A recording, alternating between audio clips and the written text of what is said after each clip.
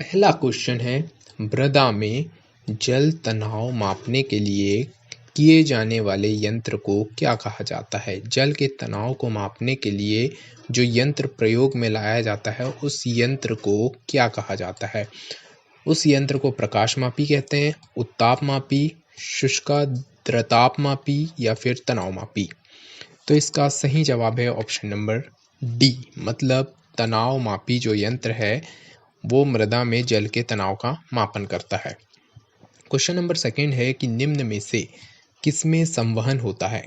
केवल ठोसों में और द्रवों में, केवल द्रवों में और गैसों में, केवल गैसों और ठोसों में, यानी किसमें संवहन होता है? तो ठोस, द्रव या गैस, सभी में। बताइए किसमें संवहन होता है? तो इसका सही जवाब है option number B. Option number B क्या कहता है कि केवल द्रवों में होता है संवहन और गैसों में होता है। संवहन विधि से ऊष्मा का स्थानांतरण केवल द्रवों तथा गैसों में क्रियान्वित होता है तथा ठोस में ऊष्मा का संचरण चालन विधि द्वारा होता है। ठोस में ऊष्मा का संचरण किस विधि द्वारा होता है? चालन विधि द्वारा ठोसों में ऊष्मा का संचरण किया जाता है। क्वेश्चन नंबर थर्ड है कि शीशे की छड़ जब भाप में रखी जाती है, किस में रखी जाती है? शीशे की छड़ जब भाप में रखी जाती है तो इसकी लंबाई कैसी होती है? बढ़ जाती है। इसकी लंबाई कैसी होती है? बढ़ जाती है। शीशे की छड़ किस में रख रहे हैं हम? भाप में रख रहे हैं, तो इसकी लंबाई बढ़ जाती है, परंतु इसकी चौड़ाई में क्या प्रभाव पड़ता है? बताइए, परंतु इसकी चौड़ाई में क्या प्रभाव पड़ता है? क्या ये अप्रभावित रहती है, घटती है, बढ़ती है, अव्यवस्थित रहती है? बताइए। शीशे की छड़ को किस में रख रहे हैं हम? भाप में। तो इसकी लंबाई बढ़ रही है लेकिन चौड़ाई में क्या परिवर्तन हो रहा है? तो इसकी चौड़ाई जो है, चौड़ाई भी बढ़ जाती है। चौड़ाई भी कैसी होती है? बढ़ जाती है। शीशे की छड़ को भाप में रखे जाने पर इसकी लंबाई के साथ साथ इसकी चौड़ाई मतलब व्यास भी जो है वो बढ़ जाता है या वृद्धि हो जाती है। शीशे की छड़ में भाप में रखने पर लंबाई और चौड़ाई दोनों में वृद्धि हो जाती है। क्वेश्चन नंबर फोर्थ है कि एक टीवी सेट को चलाने के लिए निम्नलिखित में से किस टीवी रिमोट नियंत्रण इकाई के द्वारा प्रयोग किया जाता है? एक जो टीवी का सेट है इसको चलाने के लिए निम्नलिखित में से किस टीवी रिमोट नियंत्रण का प्रयोग इकाई द्वारा प्रयोग किया जाता है? क्या इसमें प्रकाश तरंगे का प्रयोग किया जाता है, ध्वनि तरंगे, सूक्ष्म तरंगे या फिर रेडियो तरंगे? तो इसका सही जवाब है ऑप्शन नंबर डी, मतलब इसमें रेडियो तरंगों का प्रयोग किया जाता है। इसमें किस तरंगों का प्रयोग किया जाता है? रेडियो तरंगे। टीवी चैनल को चलाने के लिए गीगाहर्ट्ज की आवृत्ति तरंगों का प्रयोग किया जाता है। रेडियो तरंगे गीगाहर्ट्ज की आवृत्ति की तरंगों को प्रेषित करती हैं। ये तरंगे प्रकाश, ध्वनि तथा सूक्ष्म तरंगों द्वारा प्रेषित नहीं की जा सकती है। प्रकाश तरंगे प्रकाश, ध्वनि तथा सूक्ष्म तरंगों द्वारा प्रेषित नहीं की जा सकती है। ठीक है।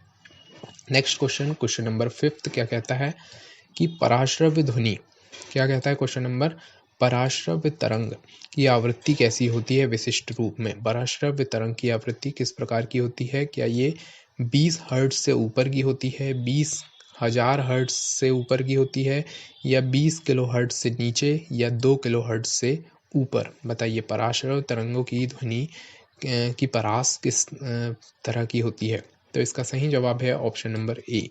ऑप्शन नंबर ए, मतलब 20 किलो हर्ट्ज से ऊपर की तरंगे जो हैं पराश्रव्य तरंगे। पराश्रव्य तरंगे की आवृत्ति कितनी होती है? 20 किलो हर्ट्ज से कैसी होती है? अधिक होती है। ठीक है। Next question number 6।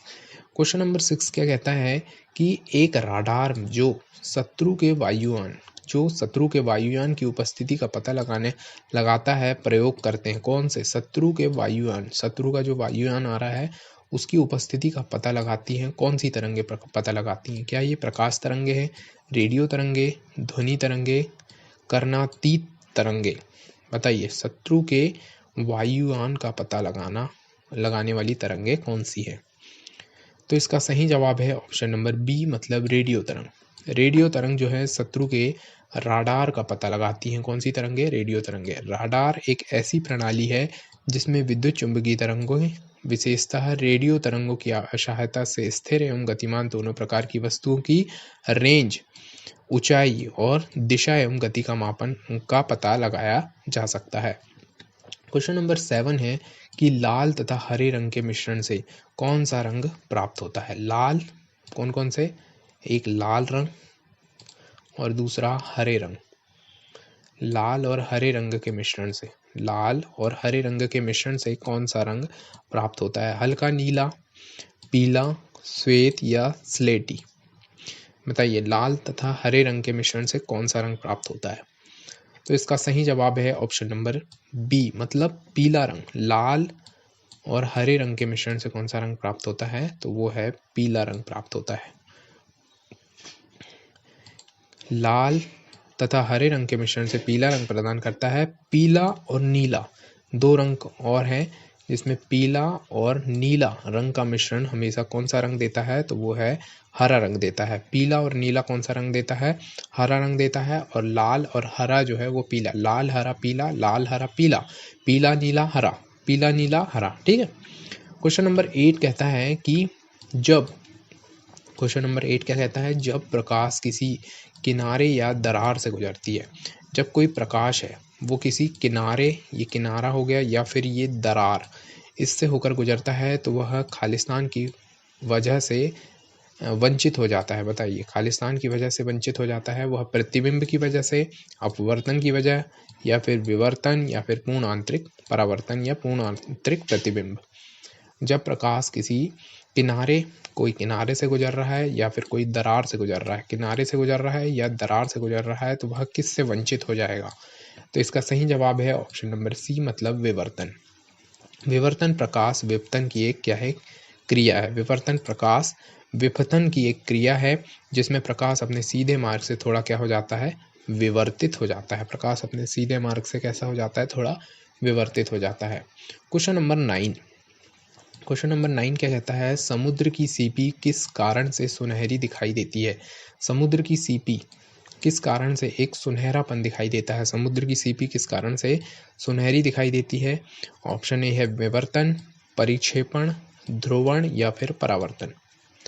समुद्र की सीपी किस कारण से सुनहरी दिखाई देती है, तो इसका सही जवाब है ऑप्शन नंबर ए, मतलब कि विवर्तन। विवर्तन इसका सही उत्तर है। समुद्र की सीपी प्रकाश के किसके कारण, विवर्तन के कारण, प्रकाश के विवर्तन के कारण सुनहरे वर्ण की दिखाई देती है। कैसी दिखाई देती है, सुनहरे वर्ण की दिखलाई पड़ती है। विवर्तन एक प्रकाशिक घटना है। विवर्तन कैसी घटना है, एक प्रकाशिक घटना है जिसके कारण प्रकाश की किरणें अवरोध के किनारे की ओर क्या हो जाती है, मुड़ जाती है। जिसके कारण प्रकाश की किरणें अवरोध आता है तो वह कैसी होती है, मुड़ जाती है तथा अवरोध की ज्यामितीय छाया में प्रवेश करती है, तथा अवरोध की ज्यामितीय छाया में क्या होती है, प्रवेश करती है। समुद्र की सीपी किसके कारण सुनहरी दिखाई देती है, तो वो है विवर्तन। ठीक है। क्वेश्चन नंबर 10 है, क्वेश्चन नंबर 10 कहता है कि इंद्रधनुष किस कारण से बनता है। इंद्रधनुष किस कारण से बनता है, अपवर्तन या परिक्षेपण, प्रकीर्णन या अपवर्तन, विवर्तन या अपवर्तन, या फिर अपवर्तन या परावर्तन। बताइए इंद्रधनुष किस कारण से बनता है, तो इसका सही जवाब है ऑप्शन नंबर बी। बी मतलब एक तो इंद्रधनुष बनता है प्रकीर्णन और दूसरा अपवर्तन के कारण। प्रकीर्णन और अपवर्तन, प्रकीर्णन और अपवर्तन। इंद्रधनुष किस कारण से बनता है, प्रकीर्णन और अपवर्तन। ठीक है। क्वेश्चन नंबर 11 है कि वह प्रक्रिया जिसके द्वारा प्रिज्म विभिन्न रंग उत्पन्न करता है। वह प्रक्रिया जिसके द्वारा प्रिज्म जो है विभिन्न रंग उत्पन्न करता है उसे क्या कहा जाता है। क्या उसे विवर्तन कहते हैं, परावर्तन, अपवर्तन या फिर विसरण। वह प्रक्रिया जिसके द्वारा प्रिज्म जो है विभिन्न रंग उत्पन्न करता है वो प्रक्रिया कहलाती है क्या, अपवर्तन। क्या कहलाती है, अपवर्तन।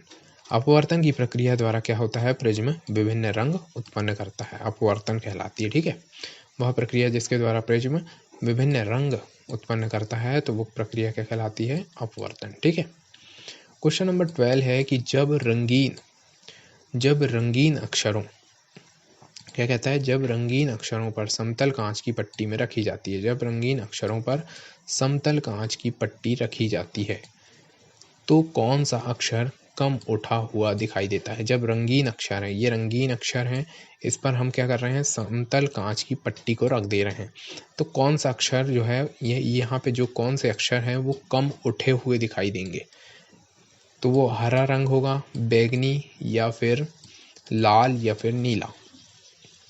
जब रंगीन अक्षरों पर समतल कांच की पट्टी में रखी जाती है तो कौन सा अक्षर या कौन सा रंग जो है कम उठाई दिखाई देता है, कम उठा हुआ दिखाई देता है। तो इसका सही जवाब है ऑप्शन नंबर बी, मतलब बैंगनी रंग जो है वो थोड़ा कम उठा हुआ दिखाई देता है। इन रंगों को इसने किससे डेडिकेट किया है, तो वो है अक्षरों से। ठीक है, क्वेश्चन को काफी घुमाया गया है। तो इसमें सही उत्तर क्या होगा, बैंगनी रंग। लेंस किससे बनता है, बताइए लेंस किससे बनता है। पायरेक्स कांच से, फ्लिंट कांच से, साधारण कांच से या फिर कोबाल्ट कांच से। लेंस किससे बनता है, तो इसका सही जवाब है ऑप्शन नंबर बी, मतलब फ्लिंट कांच से जो है लेंस बनता है। लेंस का निर्माण फ्लिंट कांच से होता है। किससे होता है, फ्लिंट कांच से। फ्लिंट कांच के द्वारा होता है। इसके अतिरिक्त वॉर्ज क्रिस्टल, क्राउन तथा एक्रिलिक प्लास्टिक से भी लेंस बनाए जाते हैं। ठीक है, लेंस किससे बनता है, तो लेंस बनता है फ्लिंट कांच से। क्वेश्चन नंबर 14 है। क्वेश्चन नंबर 14 क्या कहता है कि निकट दृष्टि से पीड़ित लोगों को इनका प्रयोग करने की सलाह दी जाती है। निकट दृष्टि से पीड़ित लोगों को, निकट दृष्टि दोष से पीड़ित लोगों को कौन से लेंस का प्रयोग करने की सलाह दी जाती है। निकट के लिए सिंपल सा उत्तर है, निकट के लिए अवतल। निकट आओ यानी कॉनकेव लेंस। निकट दृष्टि दोष से पीड़ित व्यक्ति को अवतल लेंस प्रयोग करने की क्या दी जाती है, सलाह दी जाती है। कौन सा लेंस, अवतल। ठीक है, इस दोष से ग्रसित व्यक्ति के नेत्र का दूर बिंदु अनंत से कम दूरी पर ऐसी स्थिति में होता है जहां से गामा किरणें बिना समंजन क्षमता के रेटिना पर पहुंचती है, जिससे वस्तु का प्रतिबिंब कैसा होता है, स्पष्ट नहीं बनता है। निकट दृष्टि दोष से पीड़ित व्यक्ति को कौन सा, अवतल लेंस प्रयोग करने की सलाह दी जाती है। अवतल को इंग्लिश में क्या कहते हैं, कॉनकेव लेंस। अवतल को इंग्लिश में क्या कहते हैं, कॉनकेव लेंस। क्वेश्चन नंबर 15 है कि ENT क्या, क्वेश्चन नंबर 15 क्या कहता है, ENT डॉक्टर। ENT डॉक्टरों द्वारा प्रयोग किया जाने वाला हेड मिरर किस प्रकार का होता है। ENT डॉक्टरों द्वारा प्रयोग किया जाने वाला हेड मिरर किस प्रकार का होता है। क्या ये अवतल दर्पण होता है या उत्तल दर्पण होता है, समतल दर्पण होता है या समतल और उत्तल होता है। ENT डॉक्टरों द्वारा प्रयोग किया जाने वाला हेड मिरर किस प्रकार का होता है, तो इसका सही जवाब है ऑप्शन नंबर ए, मतलब अवतल दर्पण के प्रकार का होता है। ENT डॉक्टर जो दर्पण का यूज करते हैं वो है अवतल दर्पण। ठीक है, क्वेश्चन नंबर 16 है कि सबसे अधिक अपवर्तनांक वाला आंख का अंग है। सबसे अधिक अपवर्तनांक वाला आंख का अंग क्या है, कॉर्निया, एक्वियस ह्यूमर, लेंस या फिर काचाभ द्रव, विट्रियस ह्यूमर। सबसे अधिक अपवर्तनांक वाला कौन सा है, तो वो है लेंस है। सबसे अधिक अपवर्तनांक वाला आंख का अंग कौन सा है, लेंस है। ठीक है, लेंस मतलब क्या, कॉर्निया, एक्वियस ह्यूमर तथा काचाभ दाहों की तुलना में लेंस का अपवर्तनांक कैसा होता है, लेंस का अपवर्तनांक अधिक होता है। लेंस का अपवर्तनांक कैसा होता है, अधिक होता है। क्वेश्चन नंबर 17 क्या कहता है, क्वेश्चन नंबर 17 है कि यदि किसी दर्पण के आगे कितनी भी दूरी पर खड़ा रहने पर प्रतिबिंब सीधा दिखाई देता है तो वह दर्पण कौन सा दर्पण होगा, बताइए। यदि कोई दर्पण है, ये कोई दर्पण लगा है, उससे कितनी भी दूरी के आगे या पीछे आगे खड़ा रहने पर प्रतिबिंब सीधा ही दिखाई दे रहा है, सीधा ही दिखाई दे रहा है, मतलब वो कौन सा दर्पण होगा, समतल दर्पण होगा या फिर उत्तल दर्पण होगा। समतल या उत्तल दर्पण प्रतिबिंब कैसा बनाते हैं, सीधा बनाते हैं। क्वेश्चन नंबर 18 कहता है कि फोटोग्राफी में मुख्यतः कौन कौन से रंग होते हैं। कौन से रंग होते हैं, बताइए। फोटोग्राफी में मुख्य रंग कौन से होते हैं, लाल नीला पीला, लाल पीला हरा, लाल नीला हरा या लाल पीला हरा। फोटोग्राफी में जो रंग होते हैं वो होता है लाल नीला हरा, लाल नीला हरा, लाल नीला हरा, लाल नीला हरा। ये किस में होते हैं, फोटोग्राफी में। क्वेश्चन नंबर 20 है 19 है, सॉरी, क्वेश्चन नंबर 19 है, दृश्य प्रकाश का दैर्घ्यमान कितना होता है? दैर्घ्यमान कितना होता है? दृश्य प्रकाश का दैर्घ्यमान कितना होता है? 200 से 900 nm के बीच, 250 से 850 nm के बीच, 300 से 800 nm के बीच, या फिर 390 से 780 nm के बीच।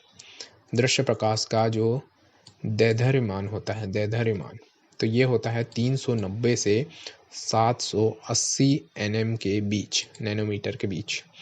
यानी दृश्य प्रकाश विद्युत चुंबकीय विकिरण का वह भाग है जो मानवीय आंख द्वारा क्या होता है? देखा जा सकता है।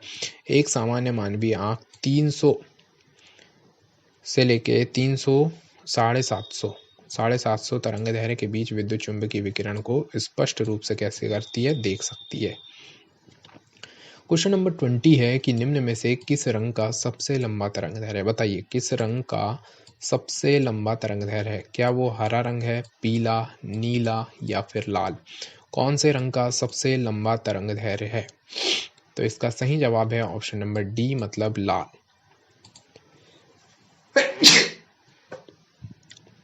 ऑप्शन नंबर डी है लाल। लाल रंग की तरंग दैर्घ्य क्या होती है? सबसे लंबी या सबसे अधिक होती है। लाल रंग की तरंग दैर्घ्य सबसे अधिक होती है, जिसका मान कितना होता है? 7.5 गुणित 10 की घात 5 सेंटीमीटर, ठीक है, होता है। बैंगनी रंग का तरंग दैर्घ्य सबसे कैसा होता है? बैंगनी रंग का तरंग दैर्घ्य सबसे कम होता है, जिसका तरंग दैर्घ्य का मान कितना होता है? 4 गुणित 10 की घात 5 सेंटीमीटर होता है, ठीक है। निम्न में से सबसे अधिक तरंग दैर्घ्य किसकी हो गई? लाल रंग की। और सबसे कम तरंग दैर्घ्य किसकी हो गई? बैंगनी रंग की, ठीक है। क्वेश्चन नंबर 21 क्या कहता है? क्वेश्चन नंबर 21 है कि पादप के किस भाग द्वारा प्रकाश संश्लेषण हेतु वायु से कार्बन डाइऑक्साइड निकाली जाती है? कौन से पादप के किस भाग द्वारा प्रकाश संश्लेषण हेतु वायु से कार्बन डाइऑक्साइड निकाली जाती है? तो वो है मूल रोम, रंध्र या पर्णशिराएं या बाह्यदल। बताइए, पादप के किस भाग द्वारा प्रकाश संश्लेषण हेतु वायु से कार्बन डाइऑक्साइड निकाली जाती है? तो इसका सही जवाब है ऑप्शन नंबर बी, मतलब रंध्र। पत्ती की सतह पर उपस्थित सूक्ष्म रंध्रों द्वारा वायु में उपस्थित कार्बन डाइऑक्साइड प्रवेश करती है। वायु में कौन सी गैस प्रवेश करती है? Carbon dioxide. ये रंध्र द्वार कोशिकाओं द्वारा क्या होते हैं? घिरे होते हैं। नेक्स्ट क्वेश्चन क्या कहता है कि लोलक का आवर्तकाल निर्भर करता है। बताइए, किस पर निर्भर करता है? उसके द्रव्यमान पर, प्रकृति पर, माध्य बिंदु से विस्थापन पर, या फिर गुरुत्वीय त्वरण पर? लोलक का आवर्तकाल निर्भर करता है, तो इसका सही जवाब है ऑप्शन नंबर डी, मतलब गुरुत्वीय त्वरण पर। लोलक का आवर्तकाल किस पर निर्भर करता है? गुरुत्वीय त्वरण पर। लोलक का आवर्तकाल गुरुत्वीय त्वरण पर निर्भर करता है। आवर्तकाल का मान द्रव्यमान पर निर्भर नहीं करता। आवर्तकाल का मान किस पर? द्रव्यमान पर निर्भर नहीं करता। लोलक का आवर्तकाल किस पर निर्भर करता है? गुरुत्वीय त्वरण पर। आवर्तकाल अधिक होने पर घड़ी सुस्त होती है और आवर्तकाल कम होने पर क्या होती है? घड़ी तेज हो जाती है। नेक्स्ट क्वेश्चन है क्वेश्चन नंबर 23। जहाजों की गति में वृद्धि पर आधारित है आर्किमिडीज का सिद्धांत, फैराडे का नियम, फ्लेमिंग राइट हैंड रूल, या न्यूटन के गति का दूसरा नियम? तो इसका सही जवाब है ऑप्शन नंबर ए, मतलब आर्किमिडीज का सिद्धांत। जहाजों की गति में वृद्धि आधारित किस पर है? आधारित है आर्किमिडीज के सिद्धांत पर। जहाजों की गति में वृद्धि आर्किमिडीज के सिद्धांत पर आधारित है। क्वेश्चन नंबर 24 है। क्वेश्चन नंबर 24 क्या कहता है? बर्फ बनी झील के अंदर मछलियां कैसी होती हैं? जीवित रहती हैं। बर्फ बनी झील के अंदर मछलियां जीवित रहती हैं क्योंकि मछलियां नियत तापी जीव हैं। मछलियां बर्फ में शीत निष्क्रिय हो जाती हैं। झील की तली पर बर्फ नहीं जम पाती। यह बर्फ ऊष्मा का उत्तम चालक है। बताइए, बर्फ बनी झील के अंदर, यानी पूरी बर्फ बन गई है झील, उसके अंदर भी क्या है? मछलियां जो है, मछलियां जीवित हैं। बताइए, किस कारण से मछलियां जीवित हैं? तो इसका सही जवाब है ऑप्शन नंबर सी, मतलब झील की तली पर जो है बर्फ नहीं जमती। झील की जो तली है, यहाँ नीचे जो है, यहाँ पर बर्फ नहीं जमती। बर्फ बनी झील के अंदर मछलियां जीवित रहती हैं क्योंकि झील की तली पर बर्फ नहीं जमती है। सामान्यतः ताप बढ़ाने पर द्रव का आयतन बढ़ता है। ताप बढ़ने पर आयतन प्रसार ठोस की तुलना में कैसा होता है? 10 गुना बड़ा होता है। ताप बढ़ाने पर द्रव का घनत्व घटता है। वायु का ताप गिरने पर पहले झीलों की सतह का जल कैसा होता है? ठंडा होता है। नेक्स्ट क्वेश्चन है क्वेश्चन नंबर 25। परम शून्य वह ताप है जिस पर क्या होता है? बताइए। परम शून्य वह ताप है जिसमें आणविक गति रुक जाती है। ऑप्शन नंबर बी है सभी वस्तुएं ठोस अवस्था में आ जाती हैं, पानी जम जाता है, या फिर इनमें से कोई नहीं। परम शून्य ताप पर क्या होता है? बताइए। तो इसका सही जवाब है ऑप्शन नंबर ए, मतलब जो है आणविक गति जो है वो रुक जाती है। परम शून्य ताप पर आणविक गति रुक जाती है। आणविक गति कैसी होती है? रुक जाती है। परम शून्य वह ताप है जिस पर आणविक गति रुक जाती है। 0 केल्विन से 273 डिग्री सेल्सियस को क्या कहते हैं? हम क्या कहते हैं? परम शून्य ताप कहते हैं।